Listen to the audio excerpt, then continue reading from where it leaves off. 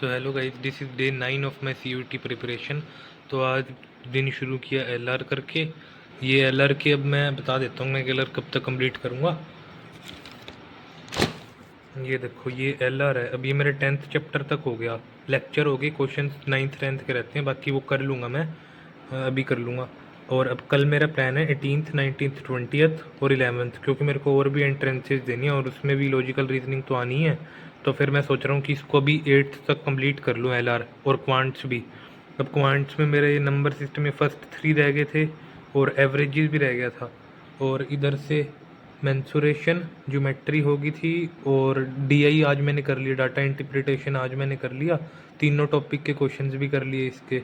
Trigonometry 11th 12th में ही कर ली थी, 10th में भी करी हुई है। और PNC एंड प्रोबेबिलिटी बेसिक ही है, ये मैं कर लूँगा। प्रोबेबिलिटी 12th के लिए जब पढ़ूंगा ना डोमेन के लिए, तो प्रोबेबिलिटी कर लूँगा तब रिवाइज, और इसके लिए भी कर लूँगा, CUET के लिए भी PNC भी कर लूँगा। और ये सेट थ्योरी और ये भी मेरा देख लो अब क्या कितना रह गया। मेंसुरेशन कल आज करने की कोशिश करूँगा, हाफ 6th को हाफ 7th को हाफ, और 8th 9th 10th ये 3 टॉपिक। और नंबर सिस्टम भी आज हाफ करके कल हाफ करके 6th 7th में ये बन जाएगा। और फिर एवरेज ही रह जाएगा, वो तो कभी भी कर लूँगा, 10th को ही कर लूँगा, 2 टॉपिक इकट्ठे कर लूँगा, कोई भी सेट थ्योरी और ये averages.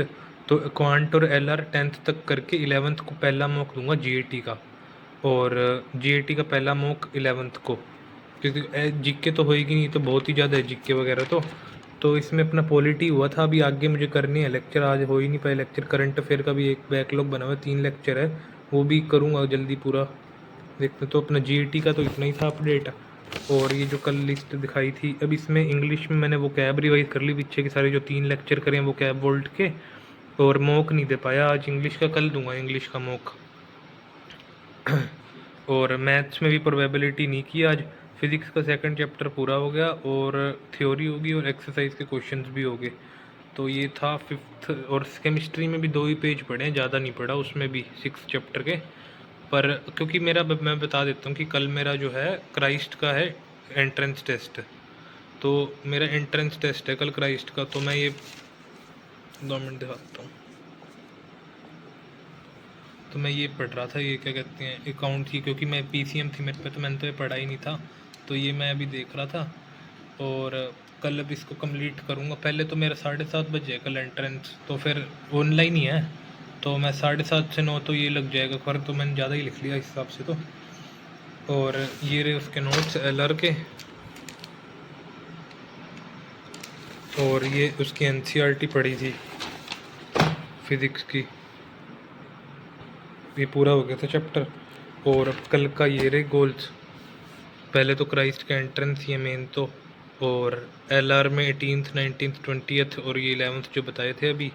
Number system half, mensuration half, ये लेक्चर बैकलॉग ख़त्म करने, करंट अफेयर और GK के नोट्स बनाने और पीछे का रिवाइज करना है। इंग्लिश में 3rd मॉक देना, वो कैब वोल्ट का 4th लेक्चर, और प्रेपोजिशन, क्योंकि प्रेपोजिशन में 1-2 क्वेश्चन मेरे गलत हुए थे पिछले टेस्ट में।